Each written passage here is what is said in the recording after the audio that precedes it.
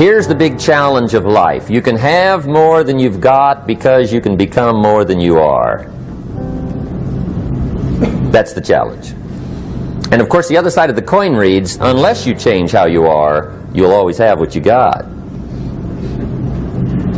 I have found in my experience that income does not far exceed personal development. Now sometimes income takes a lucky jump, but sure enough, unless you grow out where it is, it'll usually come back where you are. Life has strange ways. If somebody hands you $1 million, best you become a millionaire quickly, so you get to keep the money. Otherwise, sure enough, it'll disappear. Somebody once said, if you took all the money in the world, divided it up equally among everybody, it would soon all be back in the same pockets. Incredible. Success is something you attract, not something you pursue. Success is looking for a good place to stay. So instead of going after it, you work on yourself. Personal development. See, the major question to ask on the job is not what are you getting. The major question to ask on the job is what are you becoming? See, the big question is not what am I getting paid here. The big question is what am I becoming here? Because true happiness is not contained in what you get. Happiness is contained in what you become. So that's our major subject for tonight, personal development.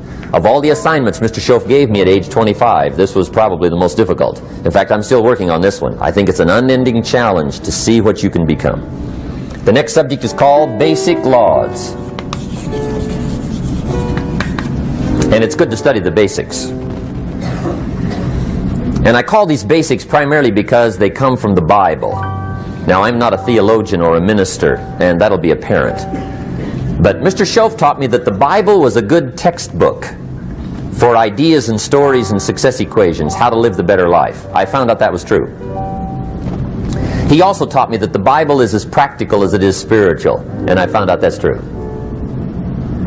If you look at your bank account and your income and you're not happy, there are several places in the Bible to check to see what the heck's wrong so you can make the changes. And we're going to cover some of those tonight, called basics. Okay. The next subject is my favorite, setting goals. Mr. Schoaf taught me how to set goals. What a favor that was. One morning at breakfast, shortly after I met him, he said, Jim, let me see your current list of goals and let's go over them and talk about them. He said, maybe that's the best way I can help you get a better direction started. And I said, I don't have a list. He said, well, is it out in the car or home somewhere? I said, no, sir. I don't have a list anywhere. He said, well, young man, that's where we got to start. He said, I can tell you right now, if you don't have a list of your goals with you, he said, I can guess your bank balance within a few $100s. Which he did. And that got my attention. I said, you mean my bank balance would change if I had a list of goals? He said, drastically. That day I became a willing student how to set goals. And sure enough, learning how to set goals changed my life. And I often wondered why no one had ever taught me how to set goals up until age 25. I went to high school, but if they offered it, I missed it. I went to college for a year, never heard it. I worked for Sears. Really. And to my knowledge, Sears never taught it. Right? How to set goals. So here I am, age 25, married, my family's starting, I've been to college, I'm working, and I still don't know how to set goals. But fortunately, when I was 25, I met the man who taught me how. And it revolutionized my whole life. Economically, socially, personally, it's incredible. So I want to share with you tonight what Mr. Schoaf shared with me, how to set goals. It can be a life changer. Okay. The next subject is the negative part of the seminar. Life is part negative, so we got to talk about the negative. And this subject is called diseases of attitude. Diseases of attitude. There's a lot of things that can wreck your chances to do well. We live in a rather dangerous world, so you got to be not only wise, you got to be careful.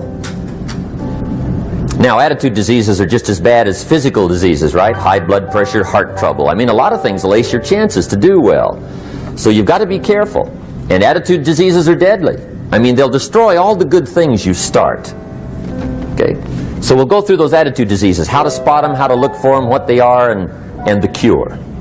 And I'm a pro on these because I've had them all, so I can give you excellent advice on these. Now, the last subject we're going to consider tonight is called the day that turns your life around. The day that turns your life around.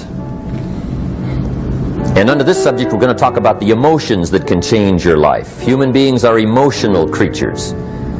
And emotions are powerful for life change. Now, of course, emotions are so powerful they can go either way on you. Emotions can either build or destroy. So you really have to employ emotions properly. We call civilization the intelligent management of human emotions.